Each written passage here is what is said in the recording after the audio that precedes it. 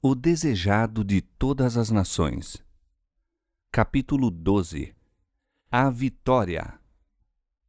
Então o diabo o transportou à cidade santa e colocou-o sobre o pináculo do templo e disse-lhe: Se tu és o filho de Deus, lança-te daqui abaixo, porque está escrito que aos seus anjos dará ordem a teu respeito e tomar-te-ão nas mãos para que nunca tropeces em alguma pedra. Julga Satanás haver agora enfrentado Jesus mesmo em seu terreno. O próprio astuto inimigo apresenta palavras procedentes da boca de Deus.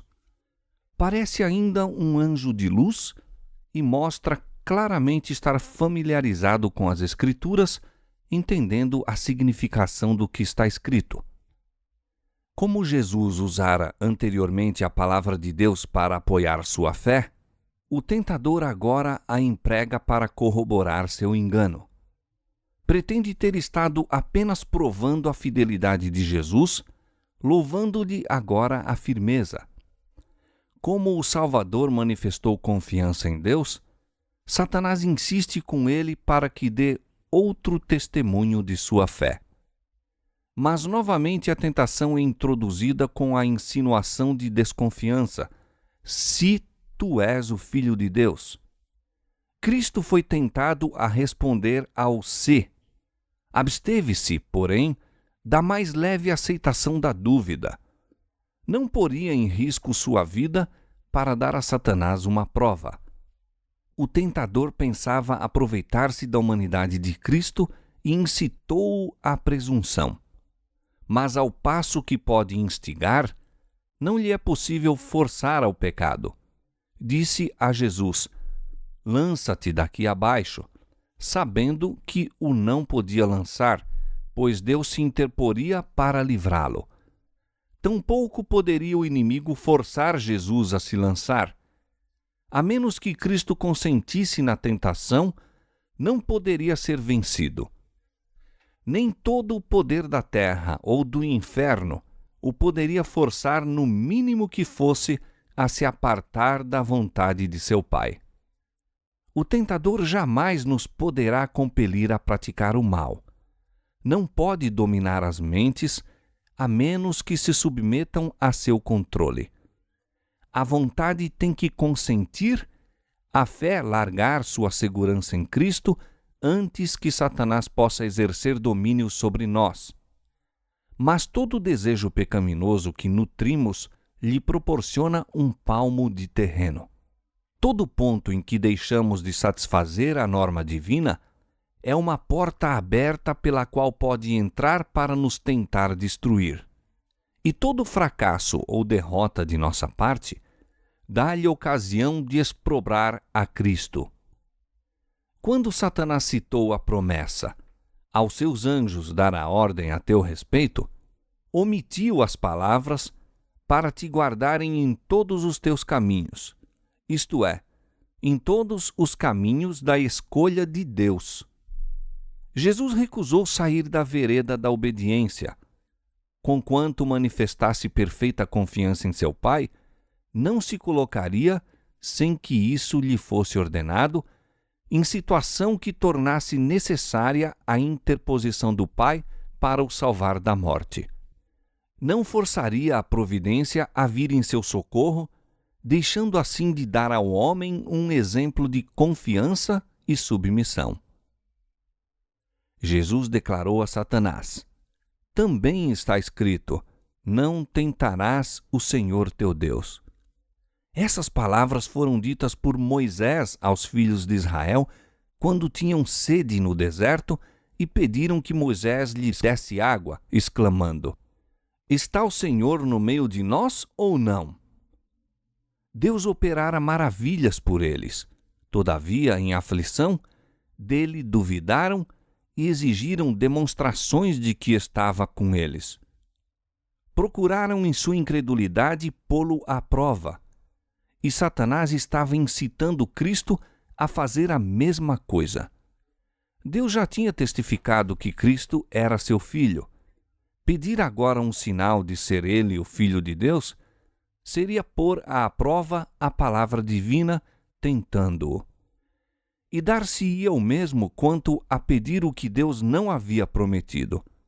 Manifestaria desconfiança e estaria realmente provando-o ou tentando-o. Não devemos apresentar ao Senhor nossas petições para provar se Ele cumpre sua palavra, mas porque as cumpre. Não para provar que Ele nos ama, mas porque nos ama. Sem fé é impossível agradar-lhe, porque é necessário que aquele que se aproxima de Deus creia que Ele existe e que é galardoador dos que o buscam. Mas a fé não é de maneira nenhuma aliada à presunção. Somente o que tem verdadeira fé está garantido contra a presunção, pois presunção é a falsificação da fé operada por Satanás. A fé reclama as promessas de Deus e produz frutos da obediência. A presunção também reclama as promessas, mas serve-se delas, como fez Satanás, para desculpar a transgressão. A fé teria levado nossos primeiros pais a confiar no amor de Deus e obedecer-lhe aos mandamentos. A presunção os levou a transgredir-lhe a lei, crendo que seu grande amor os salvaria da consequência de seu pecado. Não é ter fé pretender o favor do céu, sem cumprir as condições sob as quais é concedida a misericórdia. A fé genuína baseia-se nas promessas e providências das Escrituras. Muitas vezes, quando Satanás falhou em incitar desconfiança, consegue êxito em nos levar à presunção. Se consegue pôr-nos desnecessariamente no caminho da tentação, sabe que tem a vitória. Deus há de guardar todos quantos andam no caminho da obediência. Apartar-se dela, porém, é arriscar-se no terreno de Satanás. Aí cairemos por certo. O Salvador nos ordena: vigiai e orai, para que não entreis em tentação.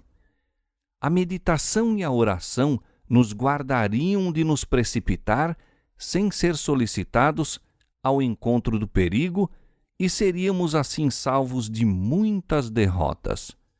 Entretanto, não devemos perder o ânimo quando assaltados pela tentação. Frequentemente, quando colocados em situação probante, duvidamos de que tenhamos sido guiados pelo Espírito de Deus. Foi, no entanto, a guia do Espírito que dirigiu Jesus para o deserto para ser tentado por Satanás. Quando Deus nos leva à aprovação, tem um desígnio a realizar para nosso bem. Jesus não presumiu das promessas de Deus, indo sem que lhe fosse ordenado ao encontro da tentação, nem se entregou ao acabrunhamento quando ela lhe sobreveio. Tampouco o devemos nós fazer. Fiel é Deus, que vos não deixará tentar acima do que podeis, antes, com a tentação dará também o escape, para que a possais suportar.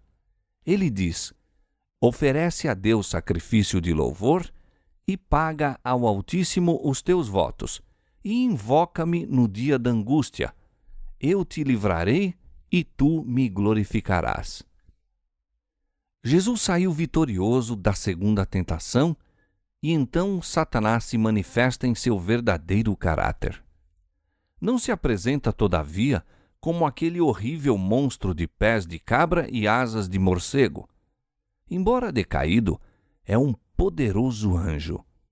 Declara-se o chefe da rebelião e o Deus deste mundo. Colocando Jesus sobre uma alta montanha, fez com que todos os reinos do mundo, em toda a sua glória, passassem em vista panorâmica diante dele. A luz do sol projeta-se sobre cidades cheias de templos, palácios de mármore, campos férteis e vinhas carregadas de frutos. Os vestígios do mal estavam ocultos. Os olhos de Jesus, cercados ultimamente de tanta tristeza e desolação, contemplam agora uma cena de inexcedível beleza e prosperidade. Ouve então a voz do tentador: dar-te-ei a ti todo este poder e a sua glória, porque a mim me foi entregue e dou a quem quero. Portanto, se tu me adorares, tudo será teu. A missão de Cristo só se podia cumprir através de sofrimento. Achava-se diante dele uma existência de dores, privações, lutas e morte ignominiosa. Cumpria-lhe carregar sobre si os pecados de todo o mundo. Tinha que sofrer a separação do amor do Pai. Ora, o tentador oferecia entregar-lhe o poder que usurpara. Cristo poderia livrar-se do terrível futuro mediante o reconhecimento da supremacia de Satanás. Fazer isso, porém, era renunciar à vitória no grande conflito. Fora por buscar exaltar-se acima do Filho de Deus que Satanás pecara no céu. Prevalecesse ele agora, e seria isso a vitória da rebelião. Quando Satanás declarou a Cristo: o reino e a glória do mundo me foram entregues, e dou-os a quem quero, disse o que só em parte era verdade, e disse-o para servir a seu intuito de enganar. O domínio dele arrebatara-o de Adão, mas este era o representante do Criador. Não era, pois, um governador independente. A terra pertence a Deus, e ele confiou ao Filho todas as coisas. Adão devia reinar em sujeição a Cristo. Ao atraiçoar Adão sua soberania, entregando-a às mãos de Satanás, Cristo permaneceu ainda, de direito, o rei.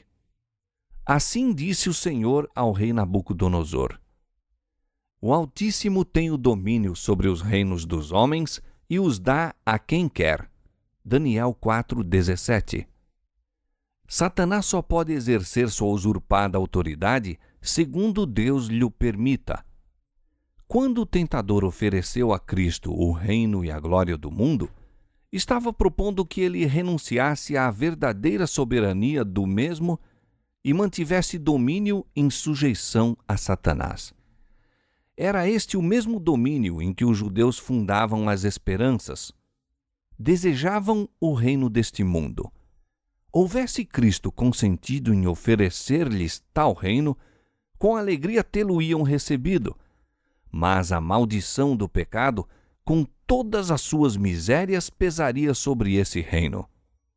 Cristo declarou ao tentador: vai-te, Satanás, porque está escrito: adorarás ao Senhor teu Deus e só a ele servirás. Os reinos deste mundo eram oferecidos a Cristo por aquele que se revoltara no céu com o fim de comprar-lhe a homenagem aos princípios do mal. Mas ele não seria comprado. Viera para estabelecer o reino da justiça e não renunciaria a seu desígnio. Com a mesma tentação, aproxima-se Satanás dos homens e tem aí mais êxito do que obteve com Jesus.